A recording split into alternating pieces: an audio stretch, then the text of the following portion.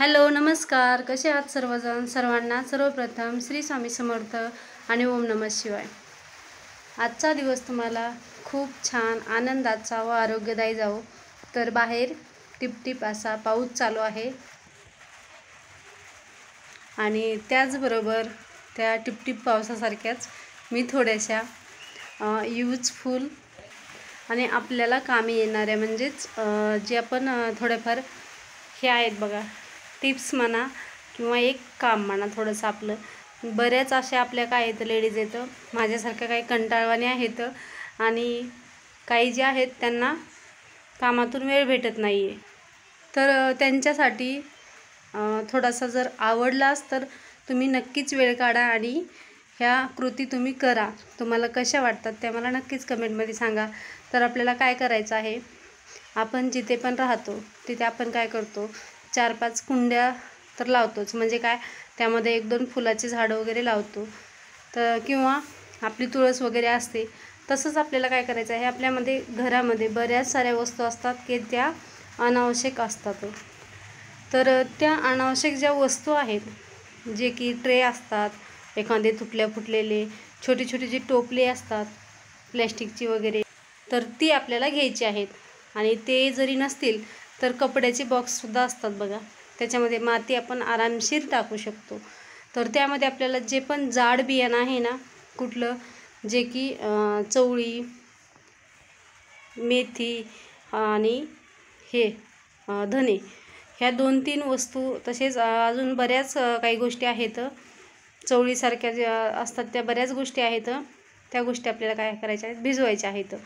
आणि भिजवल्याच्या नंतर मेथीची आपण भाजी करू शकतो, तसेच चवळीची आपण भाजी करू शकतो।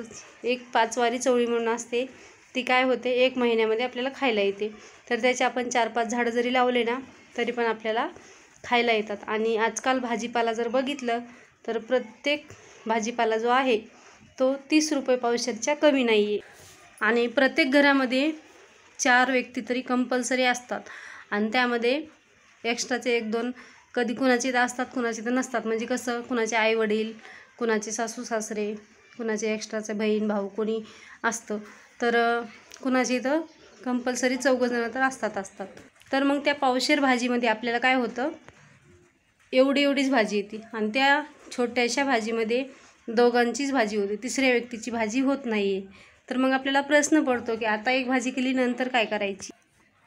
तसेच नसता मग तीच पुरवणीची भाजी आपल्याला करावं लागते। तर त्यासाठी कोथिंबीर बी बघा तुम्ही, आज एक जुडी जरी घ्यायची झाली तरी छोटीशी जुडी जी आहे ती 30, 40, 50 अशा दरामध्ये विकली जाते। तर बरोबर आहे, पावसाचा कमीपणा, भाज्यांचा कमीपणा, त्यासाठी भाजीपाल्याची कधी आवक वाढते कधी कमी होते। तर त्यासाठी भाजीपाला हा कमी जास्त प्रमाणामध्ये होत राहतो आणि जास्त करून ह्या 2024मध्ये तर 30 रुपये पावशेरच्या कमी कुठलाच भाजीपाला नाही आहे। तर त्यासाठी आपण थोडेसे धने, मेथी वगैरे ह्या जर गोष्टी आपण भिजू घातल्याच्या नंतर आपण जर मातीत टाकल्या, 1 दिवस आपण जर व्यवस्थित 5-6 तास जरी भिजवलं, तर नंतर आपण त्या ट्रेमध्ये किंवा आपल्या कपड्याचे जे साड्यांचे वगैरे पॅन्ट शर्टचे वगैरे जे बॉक्स येतात ना, त्या बॉक्समध्ये सुद्धा माती टाकून जरी आपण लावल्या तरी पण त्याच्यामध्ये आपल्याला काय होतं, खाण्यापुरती कोथिंबीर तर नक्कीच येऊ शकते। तसंच 1-2 बिया तुळशीच्या कुंडीत किंवा तसेच आपली झाडाच्या ज्या 2-4 कुंड्या असतात त्याच्यामध्ये 2-2 जरी बिया लावल्या तरी पण आपल्याला काय होणार आहे, त्याचा फायदा होणार आहे।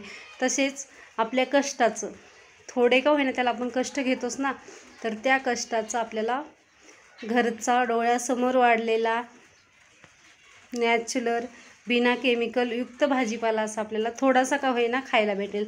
1 महिन्यातून 2-4 वेळेस तरी नक्कीच खायला भेटेल। तर आता पावसाळा चालू झालेला आहे, आपल्याला जास्त पाण्याची गरज म्हणजे मेहनत जास्त घ्यावी लागणार नाही आहे। तर त्यासाठी ह्या छोट्याशा 2-3 टिप्स जी आहेत त्या मी तुम्हाला सांगत आहे।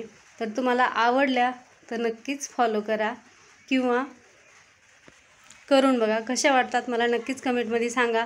मी छोटंसं काय केलेलं आहे, एक 15 दिवसाच्या खाली, 15 दिवस तर झाले नसतील, तर मिरच्या ज्या आहेत आपल्या लाल मिरच्या त्या वाळल्याच्या नंतर आपण काय करतो, निसतो, तर त्याची देठ जी काढल्याच्या नंतर काय होतं, त्यातलं थोडंसं बिघडतं।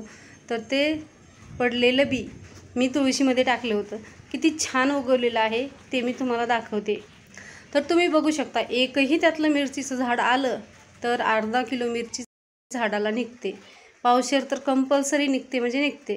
तर त्यातलं एक झाड जर लावलं, पावशेर मिरची संपेपर्यंत दुसऱ्या पावशेर मिरच्या ह्या झाडाला नक्कीच येणार. तर 2 झाडं आपण सहज लावू शकतो. तर तसं फळ येणारे 2-2 जरी झाडं आपण लावले ना तरी पण आपल्या उपयोगाचे आहेत. तसेच कारल्याचा एक वेल जरी आपण लावला, ज्याच्या इथं जागा आहे त्यांनी कधीच खरंच हाईघाई न करता काळजीनं जर हे केलं तर आपल्या आरोग्यासाठी पण चांगलं, आपली मनी पण सेविंग होते. तसेच आपल्याला पडणारा गृहिणींना प्रश्न आहे रोज रोज उठून की आज भाजी काय करायची. तर कधीतरी आपण तेही करतो. तसेच कायम आपण काय करतो, ते काशीफळ जे डांगर आपण म्हणतो ना, त्याच्या पानाची सुद्धा भाजी आपण करतो. पानाची भाजी होते आणि फळाची सुद्धा भाजी होते, दोन्ही भाज्या त्याच्या होतात.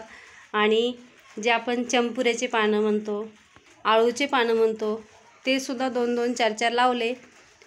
आता जिथे पण कुणाच्या रूम मालकाला जमतं, कुणाच्या घरी जागा आहे, त्यांनी जर हे केलं ना तर खरंच सगळ्यांच्या फायद्याचं आहे. तसेच नॅचरल गोष्टी आहेत या. तर मला जे वाटलं ते मी तुमच्याशी शेअर केलेलं आहे. जे आपण आळूचे पानं म्हणतो ना, त्या आळूच्या पानाचं सुद्धा काय आहे, त्याच्या कित्येक प्रकारच्या भाज्या होतात. एक आळूवडी जी म्हणतो आपण, ती 2-3 प्रकारची होते बघा. तसेच आपल्याला कंटाळा जर आला तर आपण डायरेक्टली त्याला काय करतो, बेसन पीठ, तिखट मीठ घेऊन काय करतो, तव्यावरती करून टाकतो. तर त्यावेळेस आपण जी एखाद्या वेळेस वरण डाळ किंवा केली तर त्यावेळेस ती तोंडी लावण्यासाठी आपल्याला कामा येते.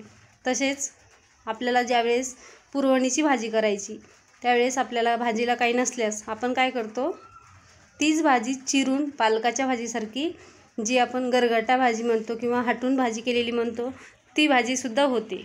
तसेच काळ्या मसाल्याची रस्सा भाजीसुद्धा होते. तर अशी 2-4 प्रकारच्या, एका भाजीच्या 2-4 प्रकारच्या भाज्यासुद्धा होतात. तर आलटून पालटून आपण हेही करू शकतो. तर चला, ही थोडीशी माहिती मला वाटली म्हणून मी तुमच्याशी शेअर केलेली आहे. माहिती कशी वाटली नक्की मला कमेंटमध्ये सांगा. आणि आवडलं तर हे काम नक्की जरूर करा. तर चला, पुन्हा भेटूया अशाच एका नवीन व्हिडिओमध्ये. तोपर्यंत सगळ्यांना बाय आणि ओम नमः शिवाय.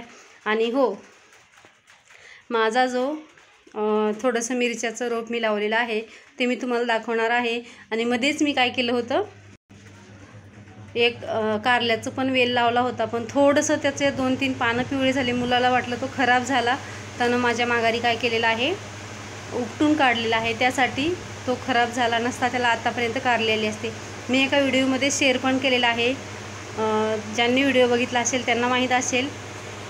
तसेच मोगऱ्याचा सुद्धा येल होता, त्यालासुद्धा छान अशी फुलं येत होते, पण मुलांनी तो सुद्धा थोडंसं पानं वगैरे पिवळी झाली. मध्ये 1-2-3 दिवस सारखा पाऊस वगैरे आला होता. तर काय कुठंतरी मुलांच्या डोक्यात कुठंतरी हे होतं, थोडंसं खराब झाल्यावर झाडांकडे तो जास्त लक्ष देतो.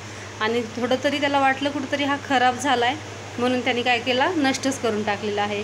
तर चला, भेटूया पुन्हा अशाच एका नवीन व्हिडिओमध्ये. तोपर्यंत सगळ्यांना बाय आणि ओम नमः शिवाय.